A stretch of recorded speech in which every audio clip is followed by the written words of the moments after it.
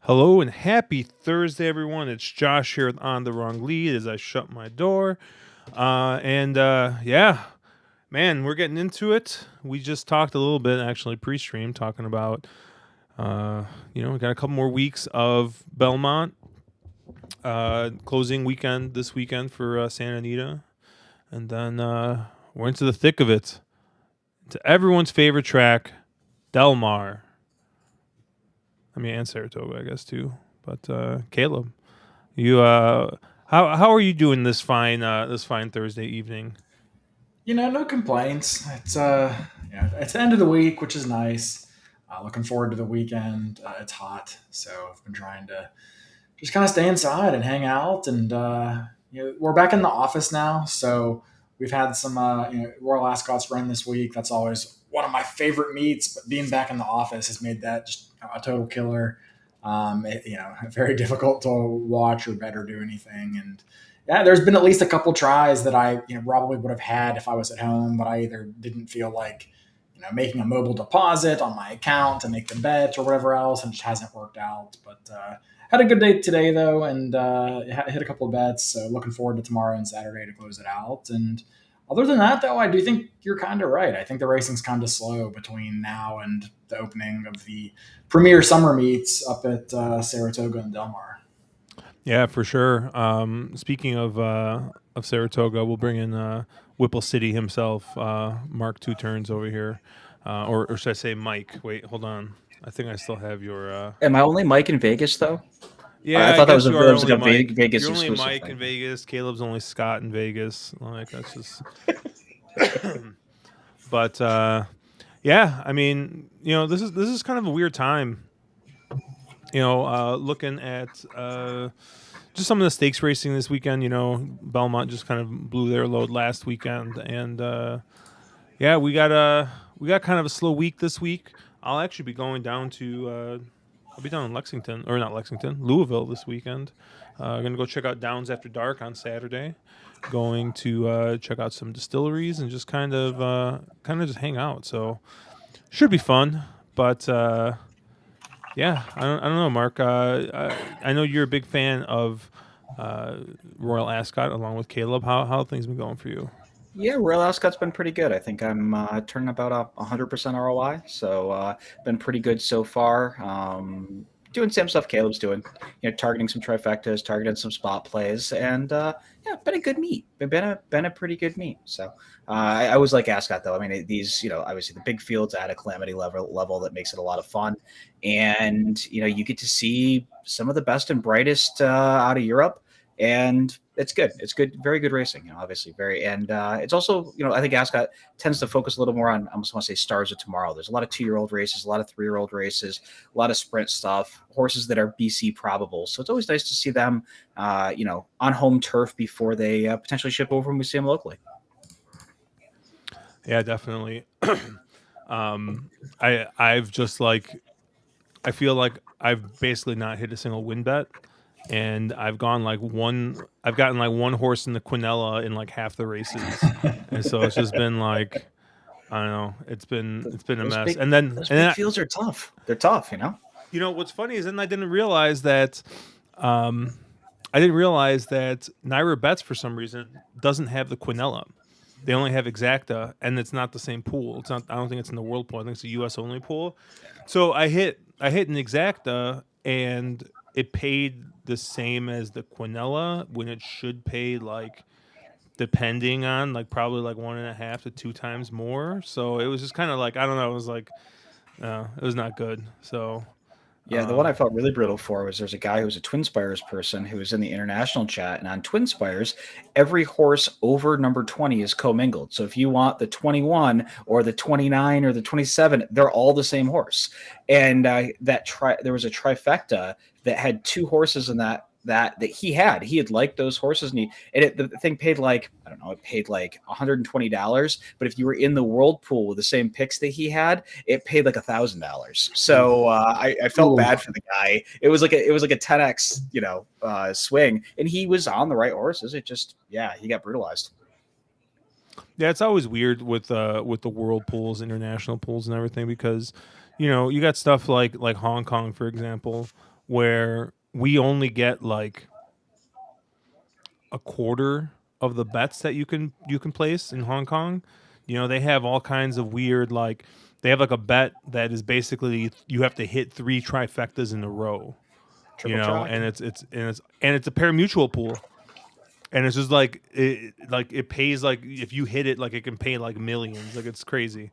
But it's just kind of weird with how they do that, and this happens every year with that Jumps Festival. I'm not going to attempt to pronounce, like basically Cheltenham? the two, Cheltenham, whatever, and it's Also, just, it happens for Dubai. It happens for the Saudi stuff, because those are all commingled through Hong Kong. So you run into this thing where some years you'll get Dubai pools that are commingled, and or certain races are commingled, and others aren't. And it's massive, especially if you or somebody says, "Geez, maybe I really know the American runners."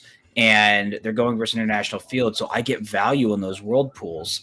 Or I think I know Caleb and I have talked about this before. If you know the Euro horses and you can play in the American only pools, you can find a lot of value too. So it's having a knowledge advantage versus your peers. And when it's inconsistent with the pools, it makes it really hard to do that. yeah, I don't know. It's just weird, right? We just have like the greatest technology in horse racing, apparently. I don't know. Did you see there were a couple of races where like you just couldn't bet on Twin Spires, like people just couldn't wager at all. Usually the handicaps that have more than like, I think it's like 21 or something entries, like they either couple every horse after that, like Mark said, or it won't even be offered like as a wagering event on Twin Spires and certain ADWs. Like I know Amwager and Naira Bets had it, but it's very clunky. Yeah. I can also remember 5 or 6 years ago where effectively if a horse that was over the number 20 was in any position in like a trifecta, it was an effective all leg. So you would have these just absolutely weird payouts where, everybody got the second leg because the 24 horse won. That's just super weird. I mean, I can't believe we can't get this figured out. It's You 2022. wouldn't think it would be this hard, right? Like we put a man on the moon, allegedly. 50, 60 years ago. Oh man. But we gotta excuse me. Let me pull up Canterbury here. It looks like we got about 8 minutes here to race 6. Let's see if I can pull up my form here. Wait, till race 6 or race? Yeah, race 6. Excuse me. Let's take a look here. We got any scratches? No, we got a field of 7 here. Looks like we're going on the dirt. We got claimers. Mark, do you take you take a look at this race? What did you like? Yeah, I did. I played a little skinny pick 3 starting here. I kind of landed on the 5 and the 6. Of course, I have Ascot pulled up, so let me flip over to to my Cantebury here. Obviously the important track in this. I sort of, ended up on the high percentage connections, and both the 2 horses that were getting some class relief dropping into this spot. So I realized Kelsey Har has not been riding phenomenally well, but she's a horse that's getting quite a bit of class relief. And I don't really know this track well enough. I know you guys play it more than I do and have a better feel for it, but felt like those were the 2 fastest horses getting some class relief, and they were ones that made sense here. They seem to fit. You look at this at all, Caleb? I did, yeah. I'm still a little bit bitter about the last race where you and I both had the 6 horse at 22-1 who does all the dirty work and then gets beaten to photo finish by the 4-5 favorite. But alas, we have to have short memories as horse players, so I'm over it. But I agree with Mark on his 6 in here. I do like the 6. The other horse I used was the 4 horse Awesome Emmett. I had a hard time latching on to anyone in this race. A lot of these horses kind of look the same to me. So I'm trying to figure out maybe who makes the lead here. And my kind of intuition was probably one of the 4 or 6 gets the lead. I thought the 4 is probably a little bit more likely to go to the front here. 9-year-old Gelding has been around the block, knows the routine by now. I think that you get Ruben Fuentes up, who's a pretty aggressive jock, and put this horse on the lead last time out before getting run down late by I think it was the 5 horse actually, or not the 5 horse, the 2 horse Kierkegaard. But yeah, I thought that the 4 here would be able to get out in front and maybe get away with some slow fractions, and also has 10 wins out of 58 starts. Horse knows how to win, so I like the 4 and I like the 6. Nice. I had not looked at this race yet, so I'm gonna scroll on here to the bottom and take a quick little look. Wait, You there's see no why you- E8. What do you do here? Then I look at the pace figures and I can see why Caleb likes the 4. There he does. It does look like the horse has got speed here. Speed hasn't been great as of late on the Canterbury dirt. Maybe it's been fine, but I could have sworn yesterday when I was playing that it seemed like closers were kind of winning a little bit more than usual at Canterbury, because Canterbury does, I think, in my opinion, tend to be fairly speed favoring for the most part. So I was a little surprised to kind of see some more of those off the pace types. PDT chiming in. He likes the 3 here next. Ruxin. Why is that horse sound familiar? I don't know. Was It does Deal sound horse? familiar. Yeah, it was running at GG. Ran Lone Star. Was off for about a year. Came back to what's RP Remington. Remy. Ran pretty decent there, and then just kind of no-showed last out. To improve on the turn and flattened. Kierkegaard, is that who's taking the money? Let's take a look at the board here. Yeah, it's the 2 horse I think who is currently your lukewarm looks like- second. No, favorite. the five's 2-1 now. Yeah, five perfect wagers your favorite. But I mean, choose real clearly, Mark, just can't stop, just taking the chalk. So Can't stop, won't stop. Yeah, can't stop, won't stop, all over the chalk here. And then let's see. So let's kind of go Big League Benny. I don't know. Got a bullet last time out. Hasn't really been competitive since leaving the DO barn. Tell me if you've heard that before. Getting a lot of class relief here, more than the form may indicate, but I think he's a bit up against it from a pace perspective. Yeah. Oh, there's Steven. Steven says you say chalk and he is summoned. It was on cue. Yeah. Yeah, Kierkegaard was interesting. I mean, my issue with Kierkegaard is the 3 for 29 lifetime. That's kind of not a horse. I know this is a low-level race, and you sort of have to accept that sometimes, but at a short price, I thought there was others in here that were a little more interesting. And, I mean, last time was the time to have it based off the Van Doff angle, so... Right? Second off the Van Doff, what was that, a new angle? I don't know about that. Ruxin's got some figs, and if you go back once again to where he was in a DO barn, but even in the Victor Hansen barn, he ran a winning race here, I think.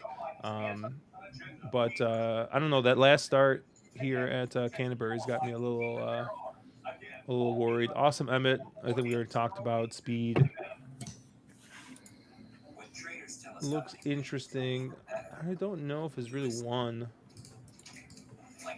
from on the engine, but I don't know. 10 for 58 lifetime, man. That's a war horse right there.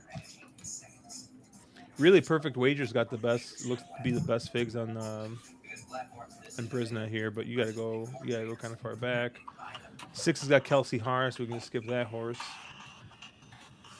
And then the Luis Fuentes horse for Chris Richard, the 7, Leo Del Rio out here.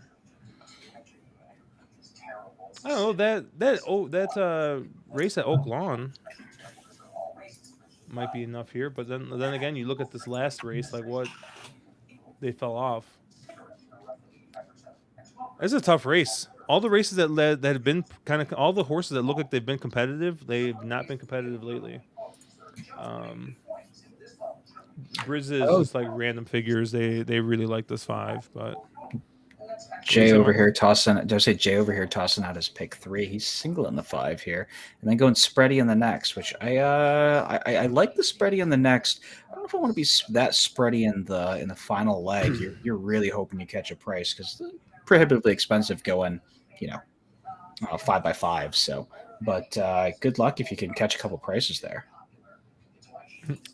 Joe Marcello saying the strategy is Harry or Lindy. So Harry Hernandez or Lindy Wade. Who let's see who's Kierkegaard and Perfect Wager there. Looks like the 2 chalk horses. I don't know, the Fuentes brothers, they generally, at least since they've come from California, they've been riding really well over here in Canterbury. So I mean, Luis Fuentes is winning at 22%. What's Ruben? Ruben's at 17%. So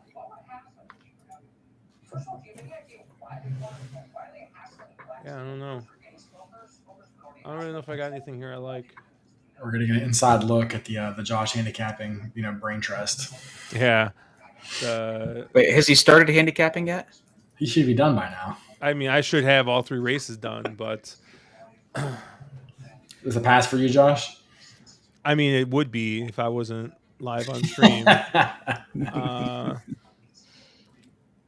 I'm interested in the 4. I think you can talk me into the 4. I talked you into the cheap speed. Yeah. I just don't like betting the cheap speed that doesn't got the 1s in front. I know. It's like cheap, great value speed. It's like you hope, like you're hoping that horse makes the lead. You're hoping he's cheap speed. He might just be cheap. I mean, what are the chances that Big League Benny mistakenly thinks he's in the DO barn again off that bullet work? I mean, I would say that at the price of 5-1, I could be a little bit interested in this one horse, getting, I think, some pretty measurable class relief.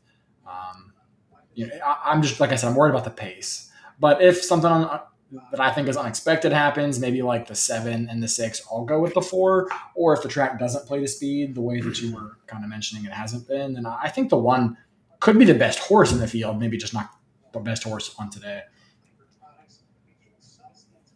I'm going to take a shot with this 1.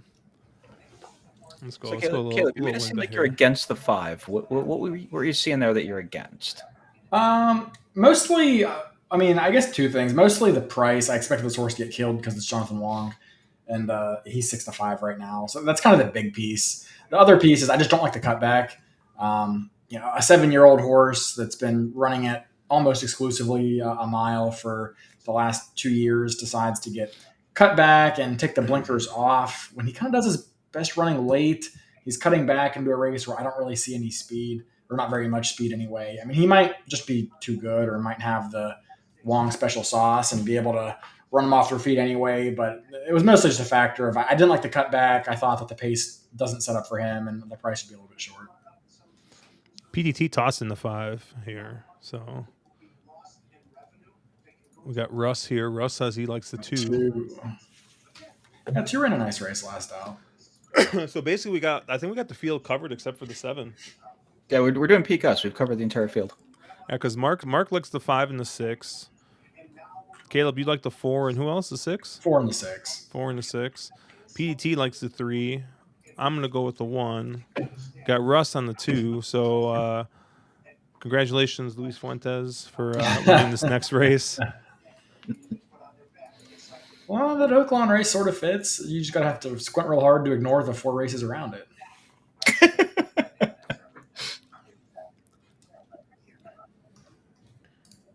One of the few announcers I actually don't mute is this guy at Canterbury. I get a kick out of this guy. Yeah, he's good. I love him. Yeah. All right, It's funny. Some of these really bush league tracks have really good announcers. The guy at Asanobia is the same way. You listen to him because he's super entertaining to listen to. Well, so entertaining. Yeah.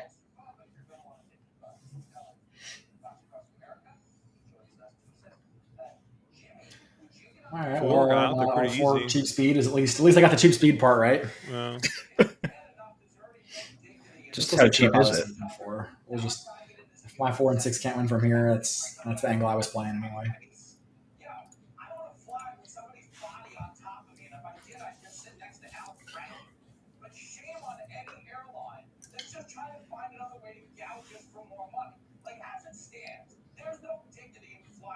This doesn't really feel that fast, but No, it looks like it's. But the fractions are coming back faster than it feels. Yeah, but right? the 5 looks absolutely loaded. Absolutely loaded, yeah. Kelsey caught falling Can't asleep. turn, but he probably still wins. Kill him. The 4's not even trying. He's wrapped up. There's 2 up the rail, though. Yep. Oh. This proves why I don't play Cantebury. Russ calling the 2. Yep, Russ comes in, calls it 2, and Joe saying he tried to give us the winner. Yeah, Russ did too. 9-2 on the 2 is actually a pretty good price. If I feel like Canterbury has the craziest late money swings of like any track. It's nuts. But 9-2 is not a bad price. 3 for 29 types aren't my jam, but I guess you could have argued this horse is a Canterbury specialist. Likes this track and ran a good race. Got a good ride. I mean, if you switch the ride to the 5 and 2, I think it's a different story. But so second off the Vandoff is now a thing. Second off the Vandoff. Vandoff, yeah. All right, sorry. That's why we got the late double. Yeah, that's the Lindy Wade horse. That's what Joe was calling in the chat. So, yep, PDT's still alive. I don't know what he's playing, but so that's good. So, I mean, if he didn't post his ticket, he's redboarding, right? With Only PDT. Oh, okay. You can't redboard a loser. But he did redboard a winner that he told no one he had beforehand. So, guys, I do have to mention something. So I think it was last summer, our buddy Joe Marcello here in chat sent me a bottle of Weller 107, which is like impossible to find around here now. He lives in the lovely state of Ohio. And so now, apparently, I'm contractually obligated to mention any types of shout-outs that this man has. So I do want to say a big shout-out to Jacob and Zayden, who are also watching, along with Joe. So he's probably chilling outside in the patio on the TV, just enjoying the heat wave that we got here in the Midwest. So hope you're having a good night out there, Joe. Let's why don't we take a look at some of these Ascot races for tomorrow? We got which race did you want to look at here, Mark? I don't know. I mean, I don't want to cover anything that Caleb hasn't talked through. I did cap the Albany, which is the first race on the card. Didn't know if Caleb had or not, and if he hasn't, then again, it's one of these 2-year-old sprints, these sort of up and coming, potential future stars races, which are somewhat interesting at times. But if he doesn't, we can go right to the Commonwealth, which have horses a little more experience. I'm laughing because you said that you capped the Albany. I forgot if it was in private chat if you told me, and then I just assumed it was a Belmont race. So I was like, oh, okay, like I guess we could talk this random Belmont race if you want. Like that's fine. But I did not cap the Albany yet. No, I just started the basically the 2 group 1s and the group 2. Yeah, I mean, the really short version, I think Meditate the 13, who's the Aiden O'Brien, Ryan Moore horse, is going to be real tough in there. He's 2 for 2. His, that last out figure seems to be improving form. Last out figure is pretty good. One thing to take note, though, is a lot of these European horses are not cranked the first time they run. So very often you'll see horses improve a lot from their first to their second start. So I thought some horses on the outside, like the 12 Maj, I don't know how MAWJ Maj, right? That sounds right. I mean, I'm actually really surprised how well you pronounce that. So okay. And the other horse that I thought was super was the 16 Queen Ollie, who's another one of these one starters who won very easily, very much geared down first time out. Stepping up in class here. Did like the pedigree quite a bit. I don't think you get that 8-1, but if you won't get that 8-1, that will be a horse that I will spot wager on. And then again, these are, for me, I tend to approach these sequences looking for trifectas, just because these trifectas pay phenomenally well. Just given the type of field. So I'll probably try to get, maybe like the 13 and 16 on top, and then build around with some of these other horses that have run once and, one for at first asking, and I think have, some ability to step forward second time. Any interest in this 2-horse? I did not have that 2-horse anywhere, Josh. Let me find your two of its 3 starts. One's on turf, Yeah. one's on. But I mean, at smaller tracks, went to York and York isn't, and Kempton also is. I mean, they're okay tracks. Pillow Talk and Ascot both came back to run this week, and neither one did very well. So I'd probably downgrade the form based off of that last race at York. Yeah, agreed. Also, I sort of want that horse that can take that next step forward. This horse has 3 starts. The figs on the last 2 came back almost identical. Time form does seem to work pretty darn well at Ascot. So it's a horse that I think, at least for now, may not be able to take that next step forward, where I think other ones have some more upside. So I guess let's talking a broader scope before we actually look at any of these races, because both of you guys tend to do well at this track. The one week a year that we look at it. Caleb, I know the past couple of years you've had great success here. Mark, I know you had a little bit last year, and then you've done pretty well this week. So, I mean, are you guys just relying on time form and just going with that? Like, what are you guys looking for in particular that's different from how you would handicap an American race? So for me personally, I mean, I do lean on time form, but honestly, not that much for the figures. I don't find figures to be nearly as useful, or time form weights ratings as useful as it is, in local American racing, where figures play a much larger role. The time form past performances have really good comments for foreign horses, so you can really see more than these one-liners that we get here. I mean, you'll get a solid 3 to 4 sentences sometimes about what happened. So a lot of times you can get an idea of a horse reared in the stalls, had the wrong side of the draw, was against the bias, whatever. They're very descriptive. But for me, I mean, what I try to pay attention to more than anything else is just kind of keep it basic. Keep it simple. Look at form, look at competition, and then look at the surface for the most part. When I say surface, I don't necessarily mean synthetic versus turf, but in Europe they race on a much wider spectrum of good to super soggy heavy turf, and some horses relish that heavy going, some horses need it to be a little bit quicker. So generally I try to pay attention to the turf conditions when they were successful. I kind of look at the level that they were successful and how some of those horses have come back to run, whether they've come back to win or improve out of that race. And then just in general, if this is a horse that's improving, I mean, European horses, at least from my perspective, it seems like they don't crank their horses quite as much first time out. They don't crank them quite as much first off the layoff. So you see a lot of horses that maybe need that start. So you can get prices on horses that, maybe have a bad last out running line, but kind of excusing a race like that based off of a layoff or just racing on a bad part of the track or the wrong going can lead you to some pretty decent prices.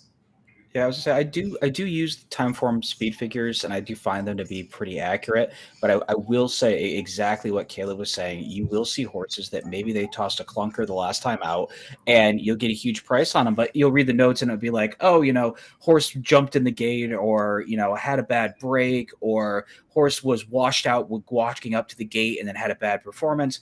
And you can bet those horses next time out. I think there was the first race on Ascot on Tuesday that there was a note on that horse that Holly Doyle was up on, and it was something to the effect of the horse.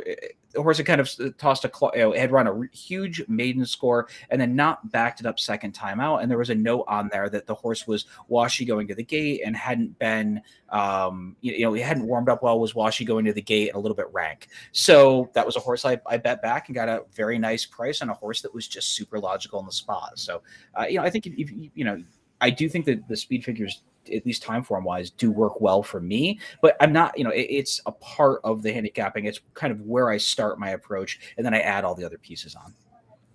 So the speed handicapper looks at the figures, the trip handicapper looks at the notes, and then I just pick 3 random numbers and hope.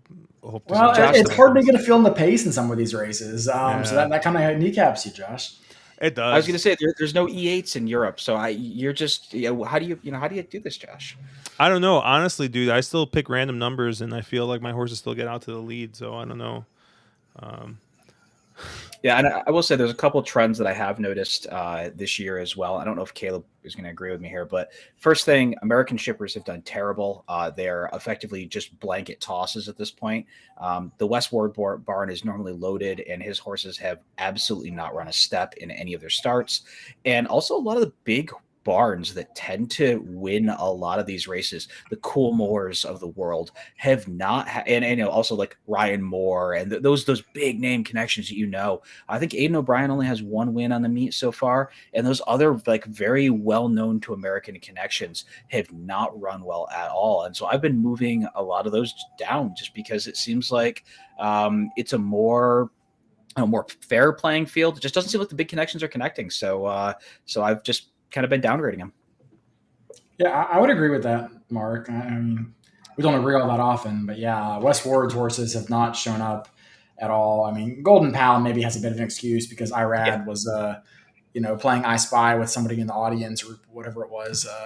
Wasn't prepared at all for the break. So imagine. Apparently, Irad was unaware that they scratch horses at the gate in Europe. They don't reload. Yeah, they don't reload. I mean, imagine flying halfway across the world and not knowing the rules. But regardless, I'm not really convinced Golden Pow was going to run anyway, given the way he kind of performed there. I mean, I know that's not his game, but you look at the other West Ward horses, Love Reigns and a few others. We have Campanelli coming up Saturday, so that'll be interesting to see how she shows up. But yeah, I would agree. I mean, the West Wards, I might give a glance to, but anybody else, I don't think has a chance. I'm not even going to give them a second look. I don't think that they're up to the same quality that the Europeans are. So I would agree with you there. So can I ask a dumb question here? I mean, since you guys know this. So they run at Ascot outside of the Royal Ascot meeting, right? They do. Yes. Okay, and it's the same track? It's not like they only run... if they run at Ascot, they run the same track? Okay. Yes. Yep. All right, because I was just kind of peeking ahead to the next race you kind of wanted to talk through here, the Commonwealth. And isn't Go Bears Go going to be really tough to beat in this race? It's actually one of my favorite horses in this race, Josh. I'm glad and somewhat surprised you landed on him. Yeah, I know the figures came back a little bit soft, but kind of to Josh's point about trip handicapper versus speed handicapper, I mean, this horse had an awful stumble out of the gate last time. I watched the race. This is a horse that likes to be, somewhat forwardly placed in most of his European races, and he's has a really bad stumble out of the gate. Puts an honest effort in to actually get up for fourth. Was coming on really strongly late, and this is a horse that really likes Ascot. He's been here 3 times. He has 2 wins and a second. The second was by a head to your morning line favorite, Perfect Power. So I don't love 7-1. I was kind of hoping for like 10-1 there, just because I was hoping people might, see the figures and see that last out race and necessarily maybe discount them a little bit. But no, I agree with you, Josh. I think Go Bears Go is an extremely live horse in this race. Yeah, see, I ended up actually going, I guess, more outside. Obviously, the numbering order is not equal to stall order here, but the 5 Flaming Rib, I thought this horse was really interesting. A horse that has never missed the trifecta going this distance. It seems to be in very good form. Came out of that, similar race, that Kazoo race to the, to Go Bears Go. It was a horse that the last two figures, it has had a 114 time for him, which is some of the best in this field. And you're getting 12-1 on the morning line on that horse. I thought Flaming Rib in this spot, horse that likes to win, horse that likes the distance. I just thought the horse was extremely interesting here. Quite a price for, for another one of the Doyles. Dave saying that Paul Allen would definitely not pick Go Bears Go. Mark, since we're on the topic of the Sandy Lane, what are your thoughts on the horse that actually won the race, the number 4 El Caballo? I thought El Caballo was probably a player in here. Obviously the horse is 6 or 7 lifetime, and perfect at the distance as well. Yeah, the horse makes a ton of sense. Would not be a shocker if the 4 wins here, but I think I expect the 4 to be your favorite here, and I expect a lot shorter than 4-1. Wouldn't surprise me at all if this horse goes off at like 2-1. And just given that factor, I would rather try to go other places for horses that I think are would be pretty competitive. And again, it's not like he's been winning by open lengths. He's a neck, a head, a length. As he's been moving up through companies. So yeah, I think he's a major player here, but not a horse that would leave off tickets necessarily, but not the horse that I want to try to create value with. Yeah, I'm looking at the overseas odds right now. It looks like El Caballo sitting at 11-2 at most books. 13-2 in a couple, 6-1. I see him as short as 7-2 in one book, but I'm looking at like Bet365 and Sky Bet, and he's third choice. Perfect Power is going to be your favorite. I don't think that's really up for debate. You think so? I do. Okay. The Pre-Mornay back in August of last year is probably the best single piece of form that any horse in this race can bring in. Back that up in the Juddmonte Middle Park, where she had another 2-time Group 1 winner. They gradually tried stretching him out. He was able to handle 7, and then in the 2,000 guineas, a mile was just way too tough. But I don't think there's any shame there. I mean, Caribus, Native Trail are 2 of the top 3-year-olds in the division right now. So especially at a mile or further. So the cutback here, I think that makes sense. The horse has a win over Ascot. I don't love the horse, but I do think it's a deserving favorite. So isn't in that race the third place finisher Luxembourg? Isn't it also Sammy Meatball's stable horse? It probably is, but I don't know. I know that Caribus came back to win a couple days ago at Ascot at like 3-5 or something, but I don't know. Luxembourg, it wouldn't surprise me. So, Caleb, one other horse in here I was a little interested with, and I didn't quite know what to do with, is the 14 Twilight Jet, who's a horse that has run some speed figures that should be competitive in here. It seems to have quite a bit of early speed for, a Euro type. Did shift over here for the BC Juvenile Turf Sprint, but doesn't really love to win, and I don't really know what the distance this one actually wants to win. Only 1 for 6 at the distance. What were your thoughts on Twilight Jet here? So I like Twilight Jet in here. For me, it's probably a question of do I want the horse on top, or do I want the horse just somewhere underneath? But I think that Twilight Jet, I do think makes some sense in here. I think that last time out, that was an excellent race at Ireland, where it proved that he can handle some pretty quick ground, where he handled the firm going and just kind of trounced the field by 3 lengths. The Breeders' Cup, it didn't work out. That was a bit of a disappointment because I did back him in that spot. But his European form outside of that has been relatively strong. I mean, he has to find a way to turn the tables on a few of the horses that he runs into today, such as Perfect Power and Go Bears Go and a few others. But I'm not against Twilight Jet by any means. I do think that last race was impressive, and he has every right to step forward second off the layoff. 7-1's a little shorter than I'd probably want on him in here, but I do think he's a player. Yeah, we do have really similar takes on that. That was kind of my thing. I liked him underneath, don't necessarily like him on top. It seems like he did take a big step forward going 2-3. So there's always a bounce chance off that last. But again, if he doesn't bounce and fires back to that, he should be a player. When the smoke clears, he should be be involved somewhere. I mean, wouldn't it just be fitting if Joel Rosario comes in and Rosario's overseas? We get internationally Rosario. Yeah. I mean, I'll be honest. I don't think this horse has a prayer. No, I'm Rare. pretty I'm pretty set on the 7. I really like the 7. I like the horse for course angle. I haven't, like I said, I'm looking straight at Brisnet. I don't have time for him pulled up, so I'm not looking at speed figures. But the other horse that you had mentioned that looks really good. Which one was it? Was it who's the horse? Oh, El Caballo. I mean, El Caballo. What can you say about a horse that's 6 for 7 to start their career, and their only loss comes in the maiden, and it was second by a length. So, So, Josh, if you like horses that like to win, take a look at the 19 at a pretty stupid price. Horse obviously has never run fast enough to be a major player in here, but I thought the 19 Sacred Bridge, a horse that is 5 of 7 lifetime, 3 or 4 at the distance, and seems to be, in pretty darn good form again. He's going to need to run a career top to be a major player in here. Was probably, I don't want to say probably ducking company. It looks like they bet off the board last time out, and again needs that step forward, needs some improvement. But I'm sort of wondering, was this a race they were pointing to? Again, don't know if this horse can win, but I could see that horse sucking up at a huge price into second or third.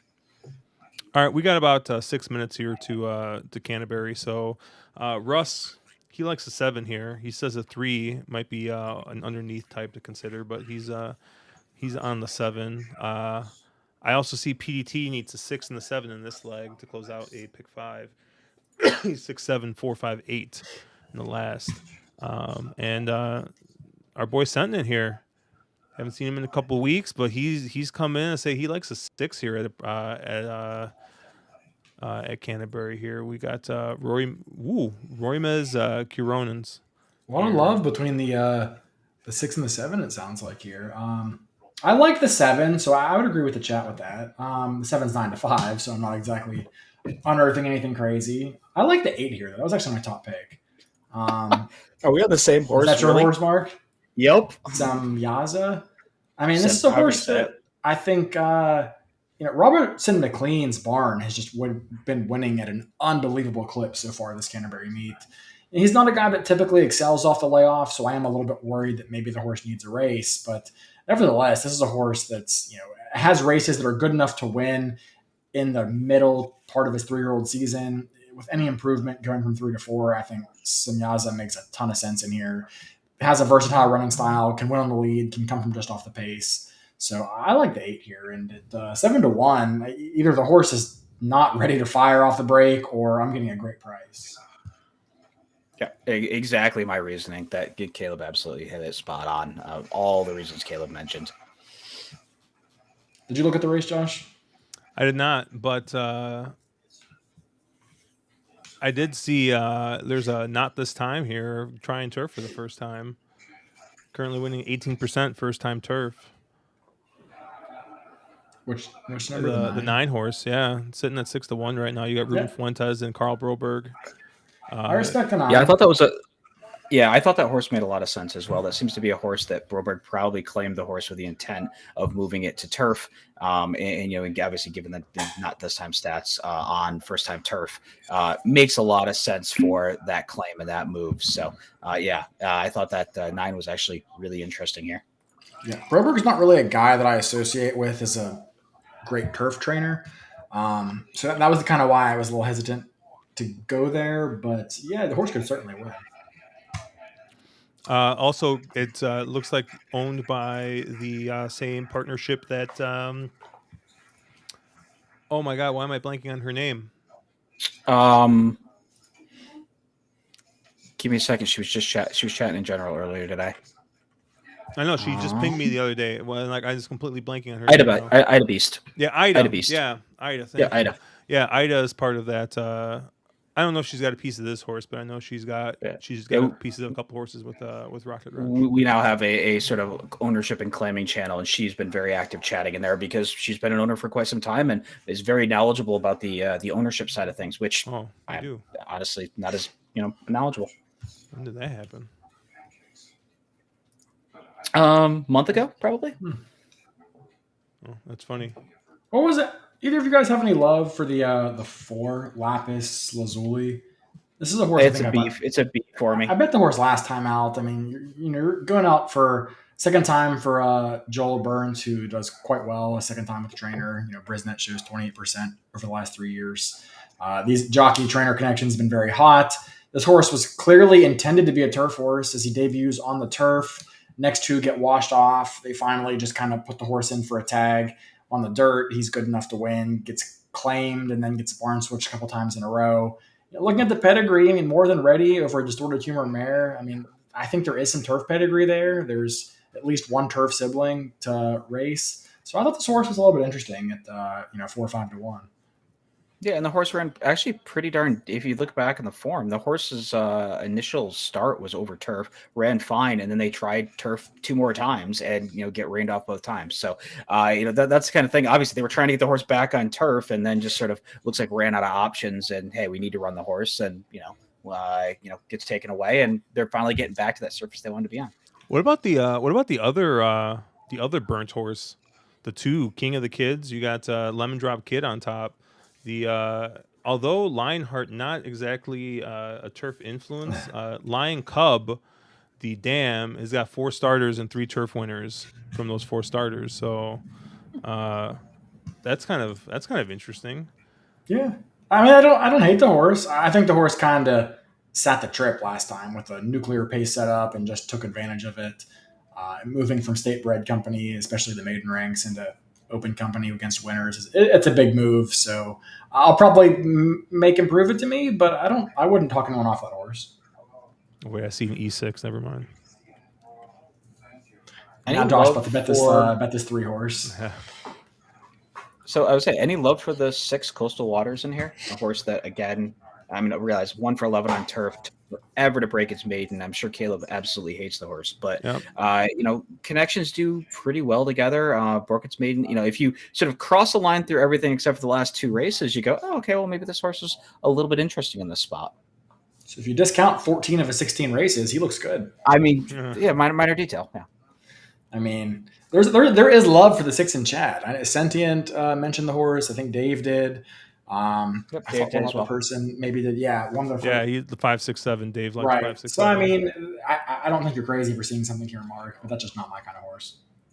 Yeah, I was gonna say it's very much a horse that you're going to hate of all people. Yes. And it's normally a horse. And honestly, I tossed the horse just on on the took a million times to break its maiden. But again, I don't. There's no world beaters in here, so. I'm quickly trying to cap the last race so I can get a double in here. It's also one of those horses, if you look at that 6, they kept this horse in the maiden special weight ranks. So they obviously knew the horse was talented. They could have probably dropped to a claim and gotten this horse a win, but they kept at it and kept cashing checks. So at least the Connections kept the faith, which is something to be said for that. I'm going to bet this 9. I'm win betting this 9, and then I'm going to use the 2, 3, 9 to the 5 and the double. I played the good old pick 1 to the 8 here. Nice, I like it. I have a 7, 8, 9 over 4, 5 double. I realize that's a horrible double to play because it's probably going to now come chalk, but yep. Yeah, I briefly looked at the last race. I don't know. I think the 5 just looks really tough in there, but in the last race, yeah, 5 coming off a win, 5 furlongs. They finally cut the horse back. Obviously, it's Caleb's posse, so I mean, best sire. Yeah. I didn't actually use the 5, but I understand why you guys did. Were you like the 4? I used the 1 actually, and then some of the 4. But with the exception of the 1 and the 2, I just didn't see any speed in here. And in a turf sprint, that's kind of the direction I'm inclined to lean. Yeah, if I might be convinced to put a small little win bet in this too if we get some odds next race. Oh, you'll get odds on a horse that has some ugly ass. Fawner Park. The Fawner Park horse.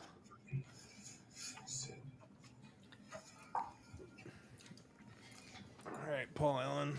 There's somehow a fly in here, so if you see me like destroy my computer, that's what happened. Why does Caleb keep on hitting himself in the face? What is going on? And I have like 2 different lights on plus 3 monitors, so like he's never gonna leave now that he's in this room. Hey, Josh, you might want to win bet your 9. I did. Oh, okay. Well, you're getting That your was price. the first bet he said he made. Okay. That might be the only bet. I don't remember. No, I doubled as well with the 2, the 3, and the 9. Yeah, my 8 drops from 5 to 1 to 3 to 1, but Well, you should be good. I mean, Josh's they knew 9 money. goes from like 6 to 1 to 13 to 1. Late money here is just insane. Yeah, the late money at this track is crazy. Dude, Like, I tried playing a couple of live money tournaments here, and like I love Canterbury. The low takeout's amazing. They have good turf racing. They have somewhat decent field sizes. They have an awesome announcer. Like so much to like, but man, is it tough to you play a $40 double and you just annihilate the pools. You know what's funny is I played one of those live money contests. It was like the $300 contest, whatever they had, I did too. and I had such a hard time because I normally play doubles, and Right. you bet a $20 double, and like you see the price drop, and it's like what? Yeah. I mean, I literally watched my like $40 double take a bet from like a $70 roll pay in the double to like a $15 roll pay, and it closed Well, at I like can see why- $25. It didn't really go up. So I can This see why pace this is- 9 is $1 billion to 1 because that horse cannot go left. This pace is wicked. Someone should come off the pace here. You would think. Dude, all I Josh's know 9 is actually looks pretty good. whoever was Yeah. riding the 9 thinks he's got like secretariat under him because he was like 4 wide the entire time. Hmm? Chat with a 2. There goes that Chat with 2. the 2. Who was that? Is that Russ? No, Somebody had had the the 2. It was Yeah. no, that was not Russ. Russ was last race. I believe it was me with the 2. No, that doesn't sound right. No, it doesn't sound right. I mean, I There had was the 2 in somebody my that- double. No, I don't think you did. No, yeah, I did. Yeah, I need the 5 now. Actually, I think that was you, Josh. Good pick. I mean, to be fair, did not expect them to go 22:45. Probably a very questionable ride by Lindy Wade on the 8-horse there, but he set it up for the closers. And granted, 2 was There's much the best. There's probably a reason Lindy Wade is riding at Canterbury, right? Dude, all I know is if this 9 comes back on the turf, I'm going to bet him again. Because that was just such a weird ride where, Ruben had all the chances to get on the rail and save some ground. And he just kept that horse 4 wide, 3-4 wide the entire time. So I don't It's know if because that horse is a head case and won't go around the corner. If you watch both corners, the horse blew both corners. So the horse has some sort of issue where he does not want to go left. That doesn't sound right. I'm going to bet him anyways. Okay, Jakarta. Oh man. All right. Well, we got a little bit of time here before we get to the last race there, and see if I can actually cash a bet today. Where did you want to go to next here on Friday's card, Mark? Did we talk Coronation yet? I think race 4 is probably the play. Race 4. Yeah, Coronation.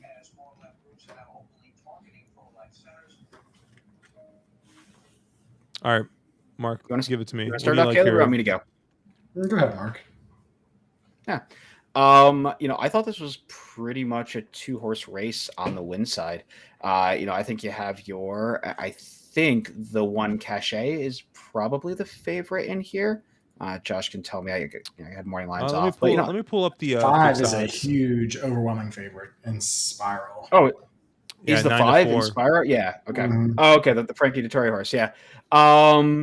Who I have nowhere. So I absolutely completely tossed in Spiral. But the 2 horses that I ended up landing on were the 1 Cachet and the 6 Magustine. I thought both of the races that those 2 were coming out were better than anything that Inspiral has run.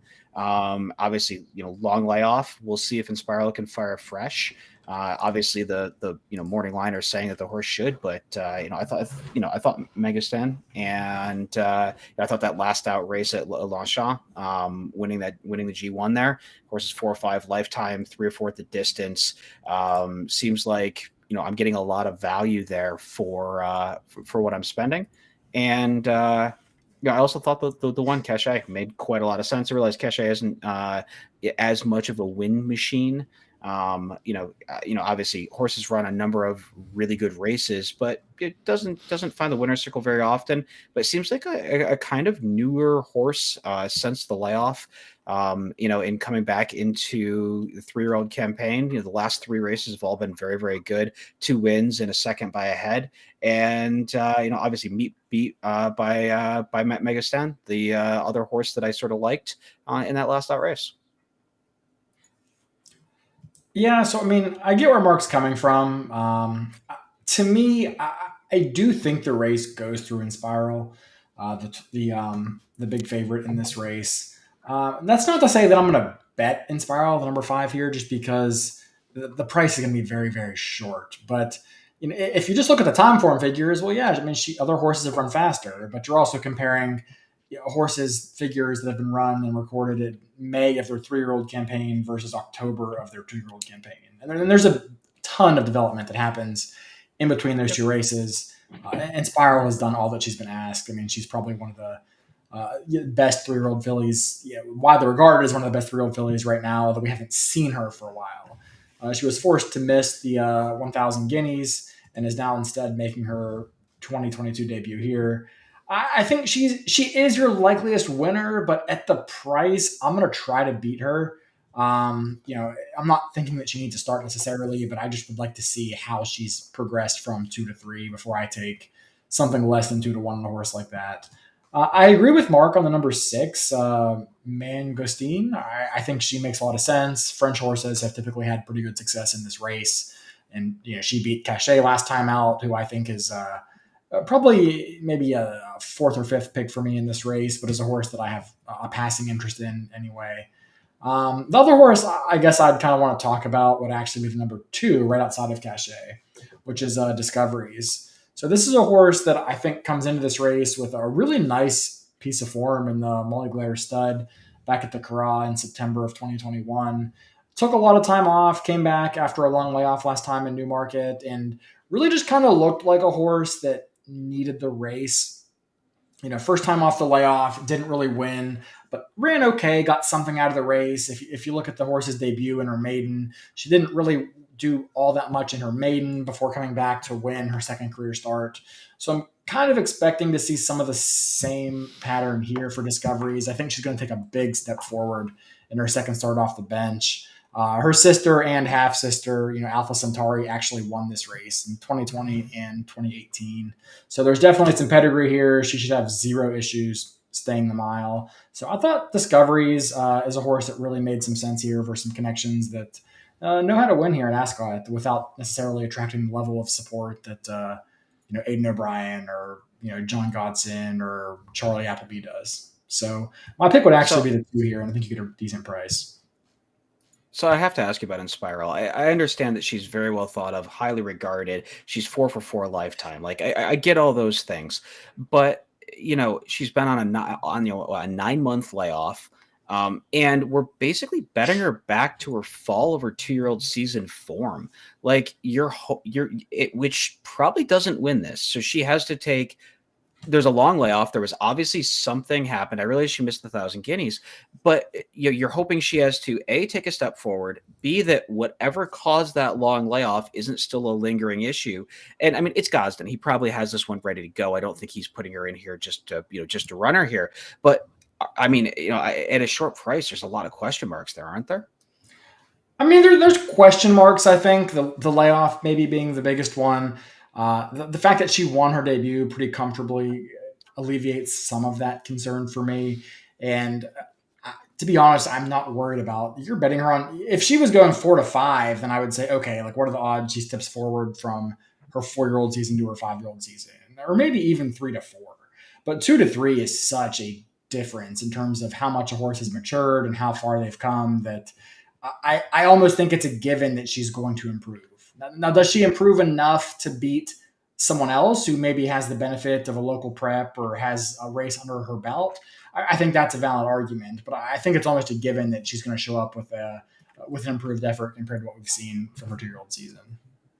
So another question, and not to beat you up on your horse, but these Frankels. I guess my understanding was Frankel was sort of a go fast early sort of pedigree, and that they didn't mature as much. Am I wrong on thinking of it that way? I mean, I think Frankel's arguably the greatest sire that has ever existed. Yeah. Oh, I didn't. So There's probably not a lot of argument. It's probably right. Yeah. they went early. I mean, he was, probably the greatest miler of all time, I would think.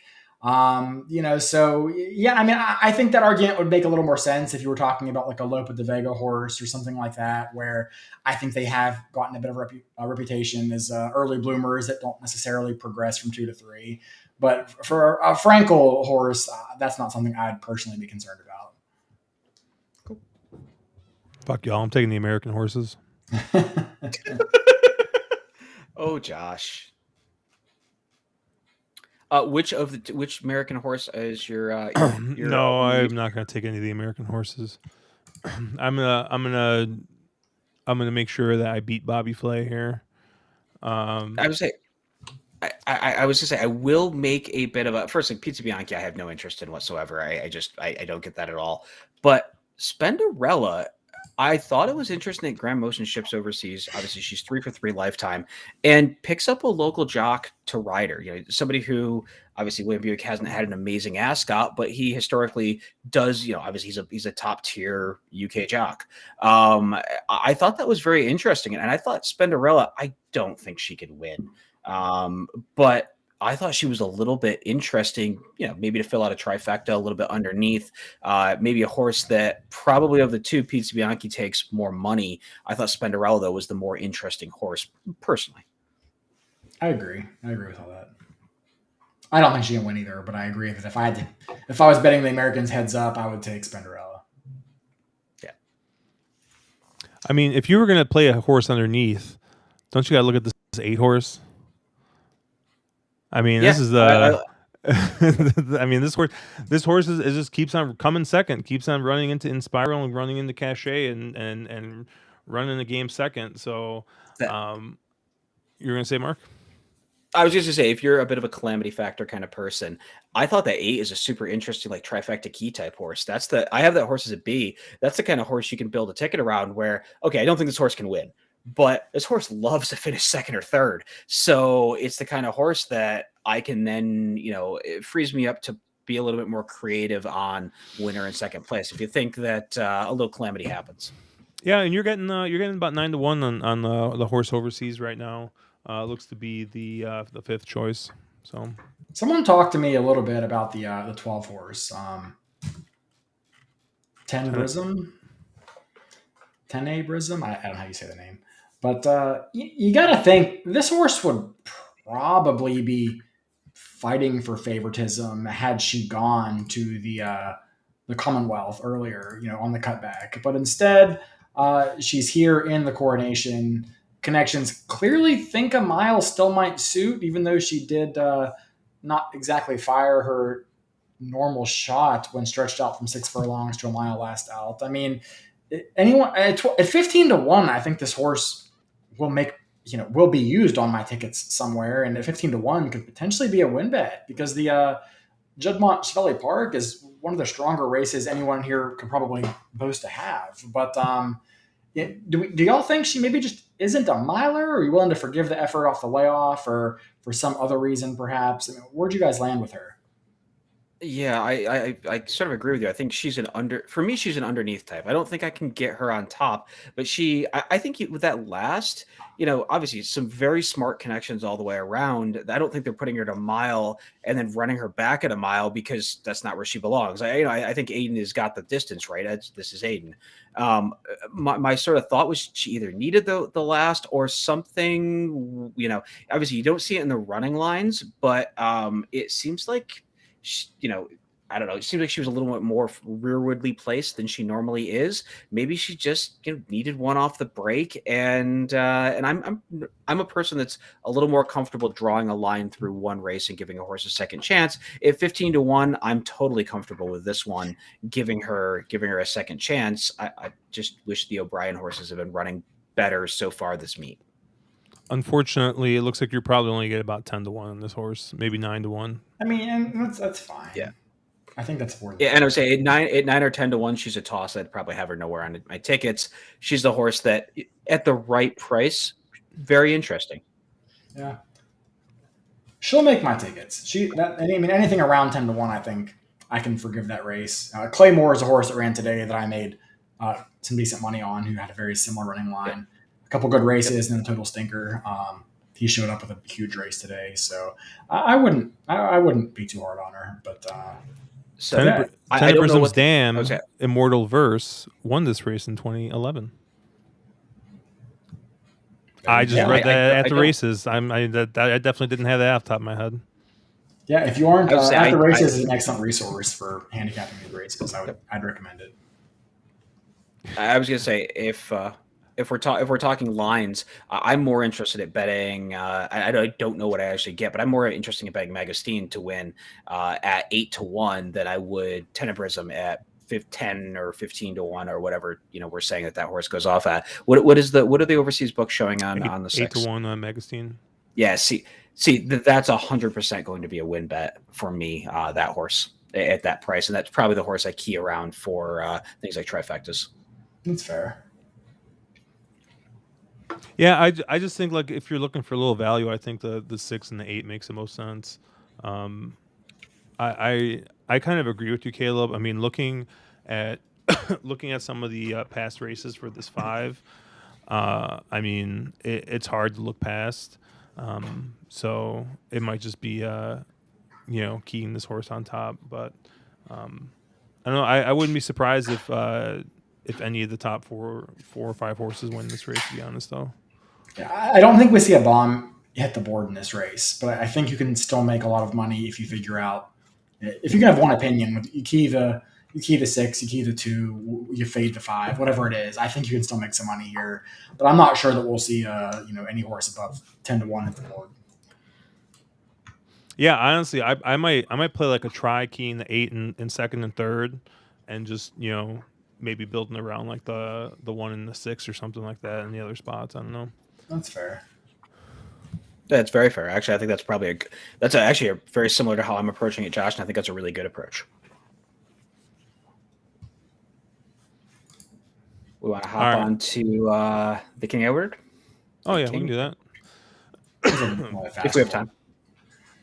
Yeah, I was going to say the King Edward. So, changing of the guard, how many lengths does he win by? As many as he wants? I don't think he's that good. I just don't think this field's that good, and that's kind of what sucks. Yeah. But I think he has, and it's hard to tell on Brisnet, but I think he has a pretty significant pace advantage in this race. I think he gets out front, or at worst sits second and maybe right off the 2, and I just don't think he really gets caught. I think he's a very likely winner. Yeah, I think if he runs back to either of his last 2 races, which I see no reason why he shouldn't, he should win this pretty much in hand. I mean, that last race, the Epsom Derby, he came back and Desert Crown ran an absolute cracker of a race. Hu Yamal is put a huge upset, like 60-1 to get up for second, but the form was there.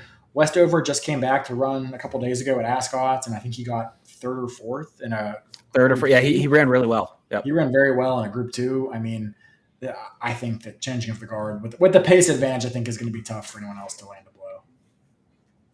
Yeah, agreed. 100% agreed. Anybody you thought was an upset candidate in here, Caleb? I give a glance to the 2. Again, mostly from like a pace angle.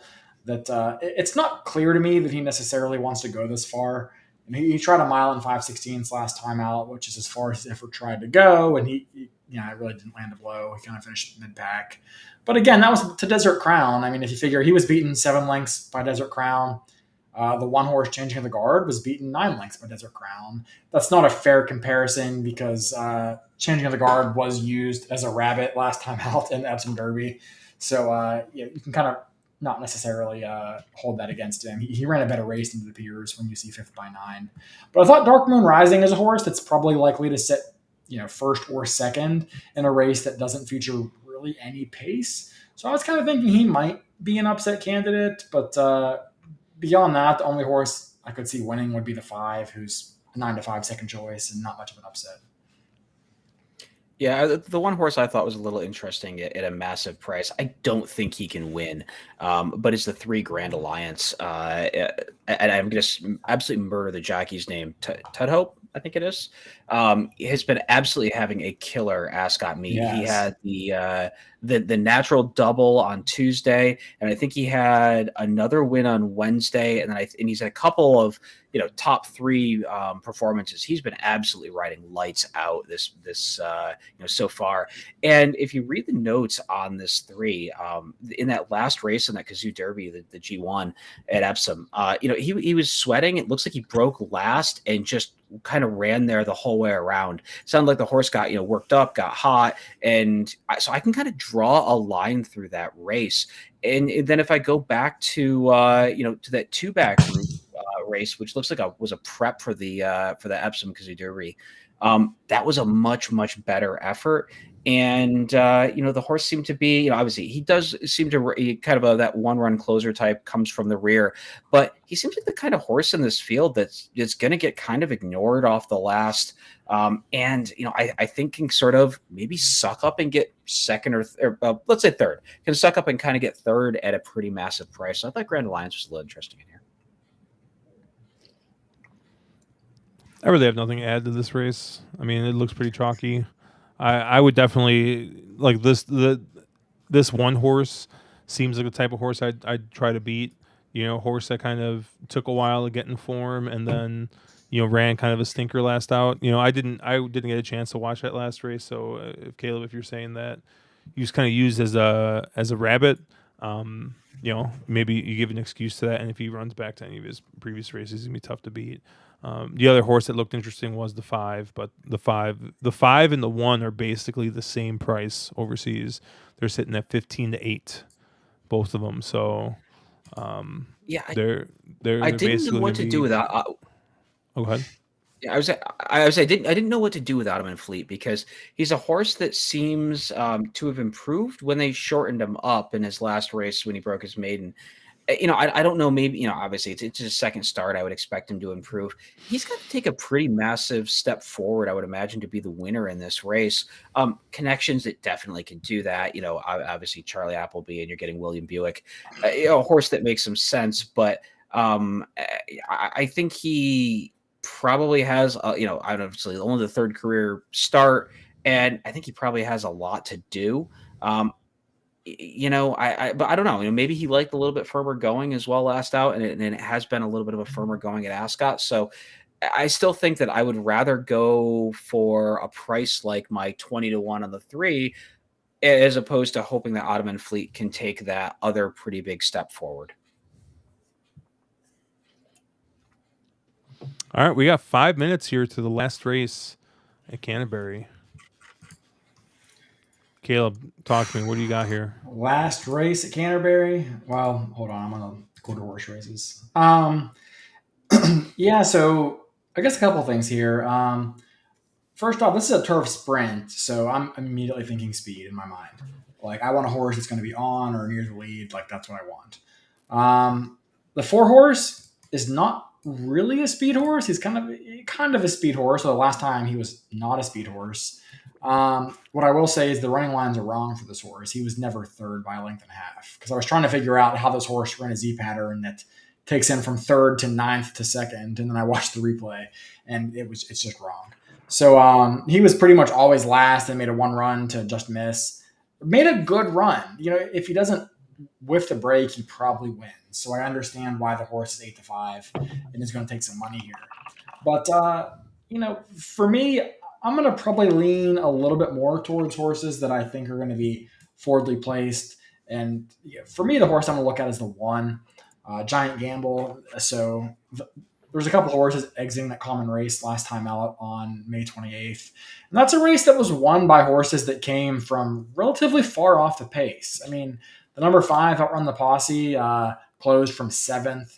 The number 4, Optimal Courage, like I said, ignore the 3rd because that's not right. He was dead last. So the horses that won were 7th and 11th at the first call. So that's a turf sprint that actually kind of fell apart. I'm not sure that I expect that to happen again. I think that this horse, Giant Gamble, should be able to get out there, especially from the rail, and establish good position. The only other horse I see with any speed would be this 2, but I don't see any reason this horse should take to the turf, and the trainer is not really having a very good year. So I don't see the 2 really being able to land a blow in here. So I thought the 1 might be the horse that can break quick, get the first step out of the gate, and might just not look back. So I'm going to go with the 1, Giant Gamble. Mark, what do you think?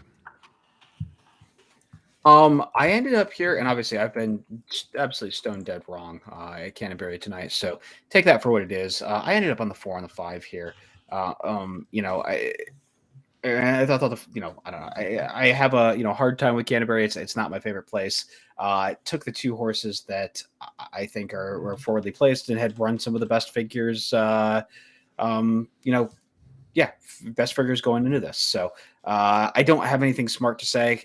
You guys kind of have a better feel for this place than I do, but that's the 2 I landed on. Yep, I got a $5. I got a $5 double here to this 5. I'm just going off that last race. They went 22 and 44 and melted and set up nicely for Ruben here. I don't necessarily think that it needs to melt that much. I mean, he won pretty clear by 3/4 of a length. So, probably does need a little bit of pace up front. We'll see what this 2 does. I have no idea. Caleb pointed out that this turf or this horse has basically a negative turf pedigree. I don't know. I can see why the 4 is a favorite here, but I'm trying to get around the 4 here with the 5. So I'm actually, I guess if you kind of look at the common race, it's interesting that this 4 is so much shorter than the 5. But I don't know. Maybe people just see Broberg and they just assume. But let's try and root this 5 home. Take a look at chat here, see if anyone's got anything.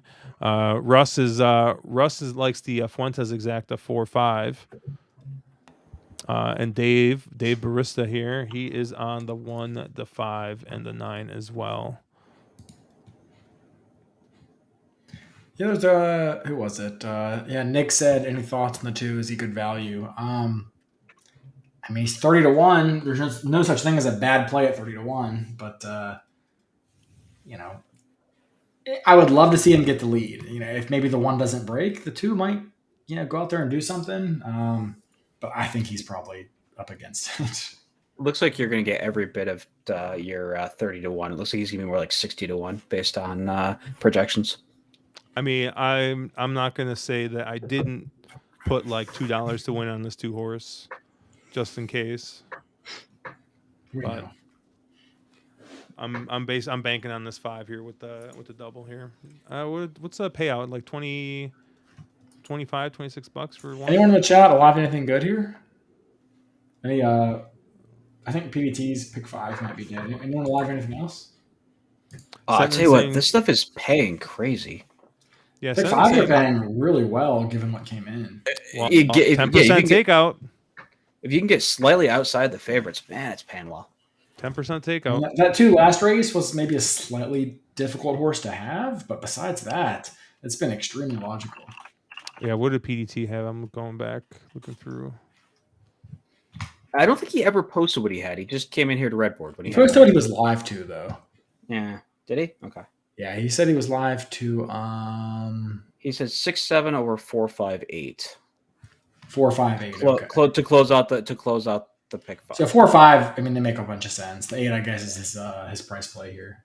Well, it looks like he got knocked out last leg. Right. Yeah.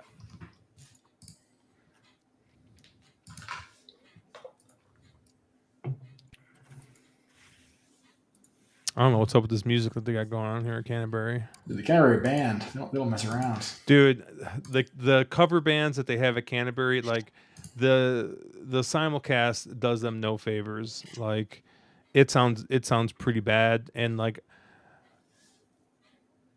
it's not that. I'm not gonna say it's not that hard, but getting a cover band to sound like half decent isn't like rocket science. So I don't know if it's just if the band is just that bad, or if it's just whatever. Well, whatever it they're could also be doing. a horse track may not have the best sound system or the best,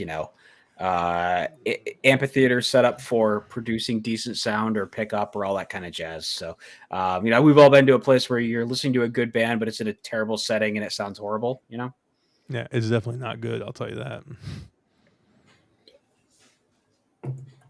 Sentiment, thinking that the one gets the lead, that it's gone. If being the key word. I don't Caleb? see how the one gets the lead in here. I mean, besides the 2, you think the 2 gets it? Yeah, I think the 2 gets the lead, right? Like, it seems like what makes sense. Yeah, I mean, the one of the 2. I don't know how fast the 2 really is, but it's one of those 2. I just want this gate to pop and this 5 to be like 3-2, so I could feel a little better. The gate probably pops, and the 5 is going to go down to 3-1. The 1's going to go to probably 7-2. It looks like this 4 is going to take a ton of late money based on what I'm seeing odds wise. Like it looks like literally the 4 is going to be 6-5.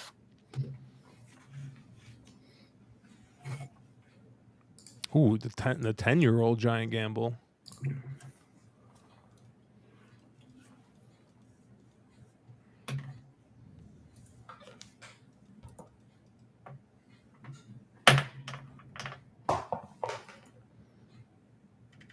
All right, loading in the last couple here. See if they Ortiz any of these horses here. You guys see that they already suspended another guy for 10 days for reckless riding. You saw that ride though, right? Did you see the ride? Was that the one that horrible. you were upset about, Caleb? That didn't come down. Yeah, I mean that should have come down. Every single. I don't time. understand how that doesn't come down. He fouled the entire field. He had followed all 10 horses to his left, and we're not talking. It's a thing. It's one thing to foul 1 or 2 horses. The normal, a normal Wednesday ride for a rad, but he followed literally 10 horses. It was insane. This 2 missed the break, then ran into. Now we're rank hustling them up. Yeah, ran into the ass of the 9, and then now is going to try and go 4 wide here from the back. Did he just call some horses 1,000,000 to 1? Yeah. Yeah, 4's gone. You give me flack about calling these early, Caleb. Yeah, but when he calls them, they win by open lengths. By open lengths, okay. So you're implying he's just better at calling them than I am. That's probably true. He won by. Good call here by Russ. Russ, once again, he called the Fuentes exacta. It looked like 4-5 to me. I couldn't tell you about second up close, but yeah, the 4 is definitely your winner. I thought it was the 5, unless my eyes were playing tricks on me. Look at the gallop on this 10.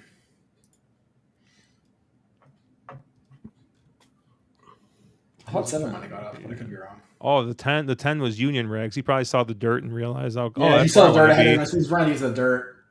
Yeah, it looked like 5. I mean, 8-5 or 2-1. Oh, look at the 5 was 2-1. Yeah, all that late money. Damn. Yeah, that 2. I was going to say sentence area. Yeah, that 2 didn't get the lead. Yeah, I don't know what the hell happened to that 2. That was just that was an interesting start there. Where do you want to go to, Mark? I was going to say, do you want to talk Platinum Jubilee or? Yeah, we can talk to that real quick, and then Saturday race 4. I can think of nothing better than Josh having to flip around and find horses in a 26-horse field. This race is hard. This is the hardest race. This race is rough, and and so it's interesting because on Brisnet they're all in numerical order, which does make it quite a bit easier. But on DRF they're in order by actual post position order.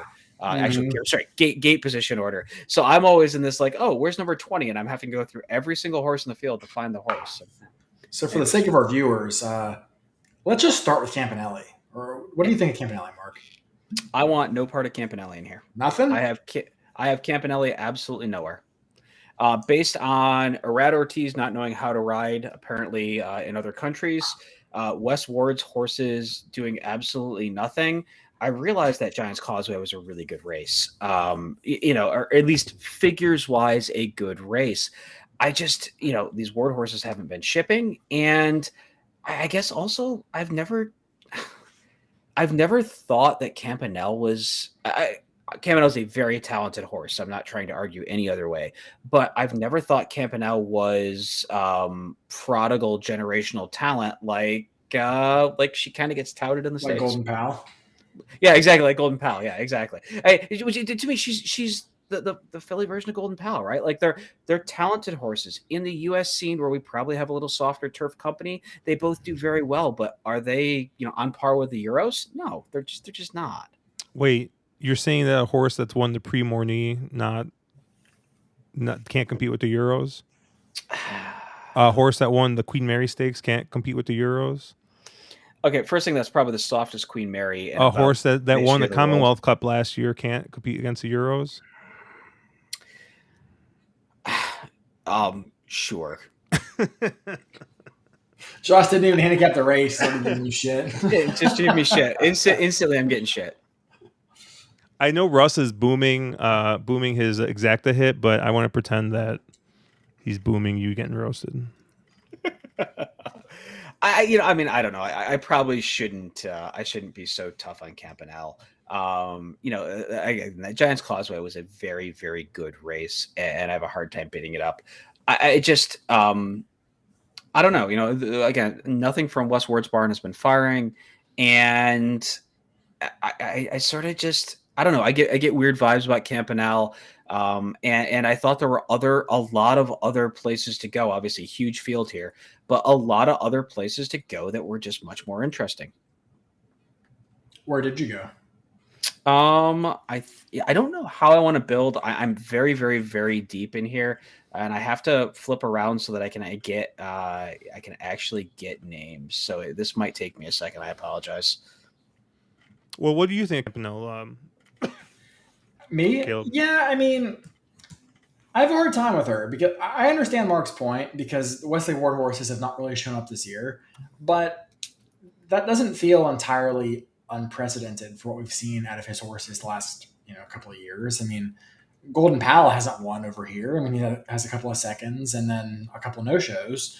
Campanelle is kind of the one horse that has consistently shown up every time she shipped over here. I mean, she came to Ascot and won the Queen Mary. She stayed here and won the Prix Morny. And then she went back to the U.S. They tried her at a mile. That was just too far. Send her back to Ascot. She takes down the Commonwealth via disqualification, but I think that was a legitimate DQ. And then she just, you can excuse the next time out in the Prix Marie de Geest. I don't know, the other race at Deauville. She just, she acted up in the stall. She was not responding kindly to the pony. I mean, she was having some trouble. So draw a line through that race. I mean, who knows what happened in the Keeneland race, first off the bench, first back in the States. Maybe she just kind of needed that start, but she sure looked like the Campanelle of old in the Giants Causeway, and that was an excellent race. We know she can win at Ascot. We know she can ship. I'm not against Campanelle here. She's not my top pick, but I'm definitely not against her, and I think she makes some sense here. Yeah, I think my top pick in here was the Aussie. We've seen that the Aussies have, or Home Affairs, the Aussie. We've seen 13. That the Aussies, 13, yeah, 13. We've seen that the Aussies have. It's probably going to depend on what pool you're in, who will be the favorite. I would imagine Home Affairs will probably be the favorite in most pools. We've seen that the Aussies shipped in. They, I know all the Aussies that were in Discord were talking a lot of smack. Oh, dude, after. I saw Drappy, dude. I saw Drappy. Dude, they are horrible, terrible, insufferable people. Dude, I just remember. Well, I mean, on top of it, like, so Drappy is a guy who hangs out in Discord, and he's put me on some some nice prices in Australia. So he seems to know what he's talking about. But man, he is just, I don't know, man. He started calling people bogans, and I don't know what bogans are, but like I had to Google it, and Oh, is it good? apparently it was just like, I don't know, man. He's just something else. But yeah, insufferable. Yeah, I a lot of smack. There's a lot of back and forth. It's one of those things. Like, okay, your horse won a 5 furlong turf sprint, of which we have what, a single G1 for in the United States, and they have 100 G1s in Australia for those. It's not something we breed for. You can talk all the smack you want that you beat Golden Pal, who I honestly don't think was thought of as highly in this. I mean, I never thought huge things about Golden Pal. I don't know about Caleb, but yeah, I think Golden Pal is a good horse running versus the right company. I've never thought Golden Pal was a generational talent or anything. And they were talking like they just like absolutely destroyed the Americans and proved who's the best horses in the world. And it was a lot of smack was thrown around. Yeah, I mean, I But yeah, respect Home Affairs in here. I agree with you, Mark. I He actually beat Nature Strip two back. He was also mm, kind of clobbered by Nature Strip a few more back before that. But Chris Waller, same trainer, same connections here, and we all saw what Nature Strip did uh, yeah, she was on impressive. Monday or Tuesday. I mean, just demolished the field by 4 or 5 lengths, going 6 furlongs. So yeah, the Aussies are fucking insufferable, but they have some good horses. Yeah, but Yeah, what if Wink shipped in? Oh, Winks after she's dropped her 6th foal or something. But no, I thought Home Affairs it makes a ton of sense in here. The other 2 horses I was interested were the one, A Case of You, and I think it's the 23 Highland Princess were the two that I was somewhat, I thought were both super interesting here. Both of those a little bit pricier horses. A Case of Years are quintessential every other time horse, and this is the every, right. And a horse that's won some big money races. Won that. Alcaz sprint in Dubai. It probably needed the last in the Cur, and this is definitely the target for A Case of You. I thought A Case of You made a lot of sense in here at a big price, and then the 23, who is of course I have to go around and Highfield Princess. yeah, Highfield Princess. I have to find her form so I can talk about her, which is but I thought she post five, made so. What was that? post five. Is it 5? That's why I can't find it Yeah, because I'm post 5, number 23. Oh, One of the last 2 races, including the 1895 Duke of York Clipper Logistics Stakes here in Grade 2 at York. yeah. No, yeah. Again, his 1 2 in a Encore Break row. came back enormous, but I don't think she beat anything. No, she didn't beat anything, but it almost seems like a horse that they ran her the last 4 times at Synth. She sort of got some dirtied up form. Seems obviously she ran okay. She didn't run bad, but won that race at York. Time form came back huge. She probably should bounce off that, but I thought this was a horse that maybe as a 5-year-old they are sort of putting the pieces together. She's obviously seems to be in very good form right now, and I thought she was a fairly interesting horse in the spot. Caleb, where did you land? Mark and I see the race relatively similarly, actually. I do think the Aussie shipper is going to be very tough in here if he shows up. Home Affairs, number 13. I love the number 1, The Case of You. Mark mentioned the horses in every other type, and I totally agree with that. Not the most consistent sort, but a horse that on his day can run with anybody. And I think that we've seen this a number of times, and I think that he is a big player in here. It has the extreme high draw, so generally that's high draws are generally good going 5 and 6 furlongs at Ascot, so I'm not too worried about that. Beyond that, though, there's a bunch of ways you can go. I mean, I took a glance at this 3-horse here, Creative Force, the Charlie Appleby Godolphin horse here that has some good form. There's a number of horses in here that have really good form and then shipped into Dubai and just didn't run. The number 3 Creative Style is the one I'm talking about, but the same argument applies to the number 6 Emirati Anna and a few others in here who just did not handle shipping over to the desert. And a lot of horses just don't, whether it's a matter of shipping or the course or the surface. I'm basically drawing a line through those races and looking kind of back. And there's a lot of back races that absolutely fit with Creative Force here. You have some extremely strong connections. That race two back at Ascot, horse for course angle here, has 2 wins in his last 2 starts at Ascot. So, he handles this surface and this trip. And yeah, I mean, it remains to be seen how well he wants to handle the good to firm ground we're supposed to get, as he does seem to do a little bit better with a little more cut in the ground. But I think Creative Force makes a lot of sense in here. Yeah, to add to what Caleb said, it's very common actually for horses to ship to Dubai, not handle it, come back and be fine. And a lot of times what it is it's a really odd form cycle. You're talking with somebody like Creative Force. Horse last ran in October, ran really well, was off till March. And, most Europeans, they get that long winter break for most of their horses. The top tier horses, they get that long winter break. So you have a horse that was, sort of, oh, okay, they ran through October, and then there's that big break to March, and now they're back in that sort of normal form cycle where they tend to run back when they come back to the state or come back to their normal home tracks and their sort of normal home cycle. And it's actually pretty common. So again, Creative Force is a horse you're going to get probably better price on than you should otherwise, given the fact of that what appears to be a clunker on paper last out. And I do agree with you. Oh, sorry. I do agree with you, Caleb. KCU is probably the horse I build around in here. Just given the fact that I'm getting a huge price on a horse that I think he's going to probably run really massive. And if he, runs to, his best, he's a major player in here. He's kind of a horse that I want to kind of build around for trifectas. I was going to say, any interest in this 16 horse Minzal here? I have the horse as a B. I don't know what to do with a horse. It's one of those ones that, if you're filling out the bottom end of a trifecta, it makes a lot of sense, but it's a horse that doesn't seem to like to win, at least at this caliber. And, may have been better as a 2-year-old, sort of one of those 2-year-olds that maybe never took that next step forward off the really long break. Obviously has some sort of issues. If you look at the layoff lines, September of 2020 to October of 2021, massively long layoff there, ran 2 races. And then you have another big layoff until the prep for this. So a horse that clearly has some talent, and maybe puts it together on the big day, but I need a lot more than 12-1 there to be super interested. Yeah, horse apparently has some issues staying on the racetrack, but not a horse I hate, a horse that I could be interested in, but price dependent.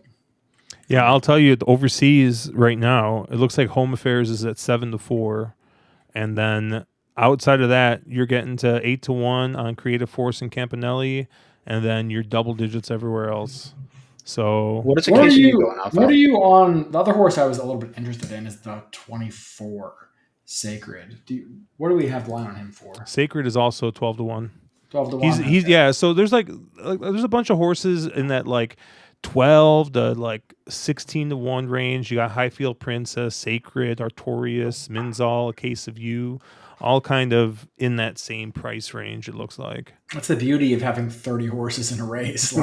You can have the 3rd, 4th, and 6th choice run 1, 2, 3, and it pays $2,000 in the track.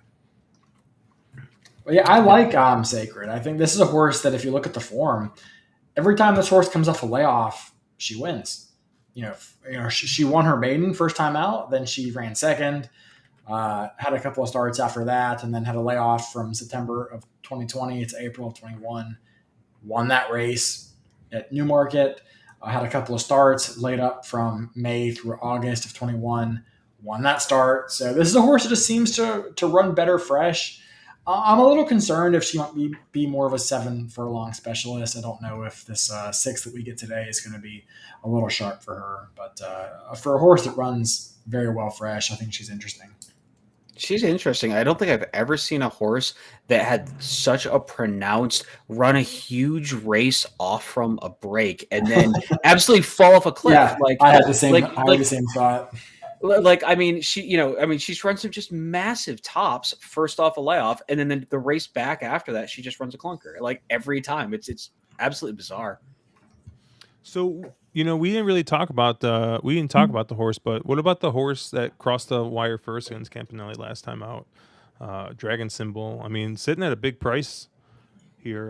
33-1 overseas. So some places 33 40 to to 1. 1. Some places 40 to 1. Oof. I mean, I would bet her at that price. I'll say that. I think her best days are likely behind. Well, I won't say behind her, but I don't know that I believe her best efforts. She had some very advantageous pace setups. She settles for a lot of minor awards, but I mean, yeah, I mean, I'm not against her by any stretch. Like, I think she makes sense here at that price. She makes sense for sure. Yeah, I'm not against her at that price. Again, it's one of those things. You're never going to talk somebody off at 20 to 1 that they're sort of interested in, right? Sure. I believe that's happened with a Yeah, Mountaineer shipper, but continue. It wasn't 20 to 1. It wasn't 20 to 1. It was more like 40 to 1. It was like 40 to 1. Yeah, something like that. Yeah. But no, I mean, I think Dragon Symbol, I could get you. I don't know how she wins this. She basically would need to run her career best from a year ago, and I sort of wonder if her form's tailed off a little bit. That sort of last race came out of nowhere. She sort of seemed to have sort of tailed off a little bit. Um, Maybe it seems like a type. There are other horses in here I'm more interested in than her. Awesome. Well, I think that's going to do it for us. Thank you for everybody who made it through. Made it through us talking about Ascot. It was just kind of a light weekend. Like I said, I'll be down at Churchill this weekend, and I didn't really feel like I just hadn't had time to look at it. So I figured they had capped Ascot. We had a little Canterbury. We got a couple more weeks of Canterbury. So I think next week, I'm not sure if Thursday or Wednesday is our big day next week. We'll have to take a look, but we'll probably be firing away at Canterbury again next week. We'll be taking a look at, I believe Belmont's got a good card next weekend. So we'll be taking a look at that. And we won't have Mark here. So that means we're definitely going to have some fun. So yeah. We'll see what kind of guest we can drum up there. But make sure if you guys don't have an ADW, haven't checked it out yet, take a look at AM Wager. Our link here is in our YouTube video here. But for Mark and Caleb and for Brian, hang in there, buddy. Josh, we will catch you guys later. Thank you.